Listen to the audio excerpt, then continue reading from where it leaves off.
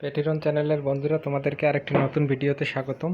তোমরা ইতিমধ্যে আমাদের অনেকগুলো ভিডিও দেখেছো। এর মধ্যে হোম রেমেডি কিছু হোম টিউটোরিয়ালও দেওয়া আছে, আর কিভাবে তোমরা খুব সহজে হাঁস মুরগি পালন করবে সেগুলো আমাদের চ্যানেলে দেওয়া আছে। তো এর আগে তোমাদেরকে দেখিয়েছিলাম যে আমরা দুধ কিভাবে সেদ্ধ করলে সবথেকে সুস্বাদু হয়। তো আজকে তোমাদেরকে একটি সহজ টিপস দেখাবো, যে তোমরা হয়তো অনেকেই বেল খাও, কিন্তু এটা ব্লেন্ড করে খাও, যেটি আসলে খুব সুস্বাদু হয় না, বেলের শরবত। তো তোমরা কিভাবে বেলের শরবত তৈরি করলে এটি সুস্বাদু হবে, এটি কিন্তু তোমাদেরকে এই ভিডিওর মাধ্যমে আমি দেখাবো। তো এর জন্য অবশ্যই ভিডিওটি শেষ পর্যন্ত দেখবে। তো তোমরা দেখতে পাচ্ছ আমরা এখানে একটি বেল ভেঙে নিয়েছি, অর্থাৎ এরকম একটি বেল ছিল। বেলটি মাঝ বরাবর আমরা চাকুর উল্টা পিঠ দিয়ে আঘাত করে এটি গোল করে ভেঙে নিয়েছি। ভেঙে নেওয়ার পরে যে কাজটি করতে হবে, এই দুটি পার্ট আলাদা করে ফেলতে হবে। তারপরে চামচের সাহায্যে এর ভিতরে যে বেলের অংশগুলো থাকে সেগুলো একটি গামলার মধ্যে বা একটি বাটিতে তোমরা নিতে পারো, আর শেষে তোমরা এমন শরবত বানাতে পারবে। তো এটি কিভাবে হয়েছে এটি কিন্তু বর্ণনা করা হচ্ছে। তো তোমরা দেখতে পাচ্ছ, এটি নেওয়ার পরে তোমরা এই ধরনের একটি বাটিতে এটি নেবে। নেওয়ার পরে যেভাবে আলু ভর্তা মাখানো হয় সেভাবে তোমরা মাখাবে। তার আগে তোমরা এই পরিমাণে পানি নিয়ে নেবে। পানি নিয়ে আলু ভর্তার মতো মাখানোর পরে এগুলো তোমরা হাত দিয়ে বিচি সহ এই অংশটা তুলে ফেলবে। যদি সম্পূর্ণ বেলটা ব্লেন্ডারের মধ্যে দাও, এই বিচি সহ ব্লেন্ড করো, তাহলে কিন্তু বেলের শরবতটি বেশি তিতা লাগবে। তো এর জন্য তোমরা যে কাজটি করতে পারো, এরকম পটের মধ্যে নিয়ে আলু ভর্তার মতো যেভাবে মাখায় সেভাবে মাখিয়ে তার পরবর্তীতে তোমরা কিন্তু এটি তুলে ফেলবে। তো এটি তুলে ফেলে দিবে। আর এটি আমরা ফেলে দিয়েছি, তোমাদেরকে জাস্ট একটু বোঝানোর জন্যই রাখা হয়েছে। তো তোমরা দেখতে পাচ্ছ, তার পরবর্তীতে এটি যখন মাখানো হয়ে যাবে, মাখানোর পরে তো তখন তোমরা দেখতে পাবে এই ধরনের কালারের একটি রস তোমরা পেয়ে যাবে। তো রসের পরিমাণ যদি বেশি করতে চাও, অর্থাৎ এটি যদি আরও হালকা করতে চাও, এর জন্য এর সঙ্গে আরও বেশি করে পানি মেশাতে হবে। তোমরা একটি বেলে 2 গ্লাস পানি মেশাতে পারো এটাতে, যেমনভাবে আছে। আর যদি একটু ভারী খেতে চাও তাহলে 1 গ্লাস পানির মধ্যে মিশাবে। তো আমরা এখানে 2 গ্লাস পানিতে মিশিয়েছি। মেশানোর পরবর্তীতে যখন বেলের এই আঁশগুলো তুলে ফেলা হয়েছে, তার পরবর্তীতে আমরা কিন্তু বেলটি এভাবে সুন্দরভাবে গ্লাসের মধ্যে ঢেলে নিয়েছি। তোমরা দেখতে পাচ্ছ কত সুন্দর রস হয়েছে।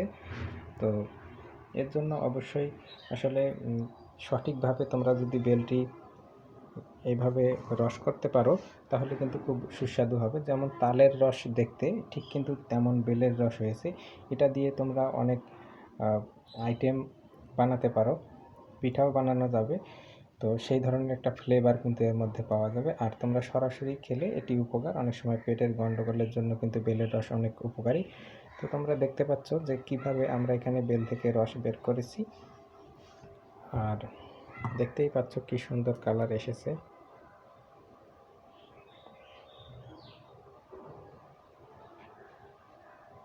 তো এই হচ্ছে এটির কালার।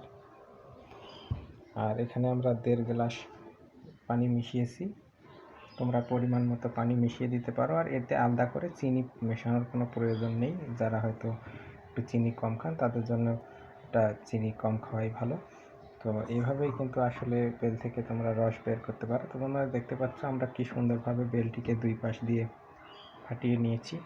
ফাটিয়ে নেওয়ার পরে এখান থেকে যে বেলের অংশ সেটি কিন্তু গামলায় নিয়ে আলু ভর্তার মতো মাখিয়েছি, এবং সেখান থেকে যে রসটি বের হয়েছে সেই রসটি আমরা অন্য গামলায় ঢেলে সিটিগুলো বাইরে ফেলে দিয়েছি। এখানেও তোমরা দেখতে পাচ্ছ এই বেলটিও আমরা পরবর্তীতে রস করব। তো এভাবে তোমরা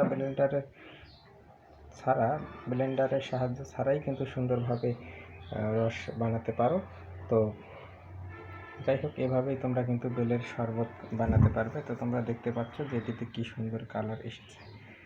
আর পুরোটা বেল, এর সাহায্যে তোমরা কিন্তু বিভিন্ন প্রকার পিঠাও বানাতে পারবে। এখানে সেই ফ্লেভারটি কিন্তু পাওয়া যাবে।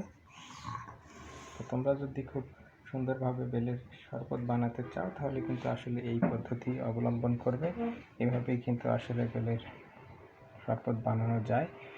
আর এতে তোমরা দেখতে পাচ্ছ আমরা কোনো প্রকার ব্লেন্ডারের সাহায্য নেইনি, শুধুমাত্র হাতের সাহায্যেই বেল থেকে সুন্দর রস এবং শরবত তৈরি করা হয়েছে। তোমরা দেখতে পাচ্ছ এটাতে কি সুন্দর পরিমাণে কালার এসেছে।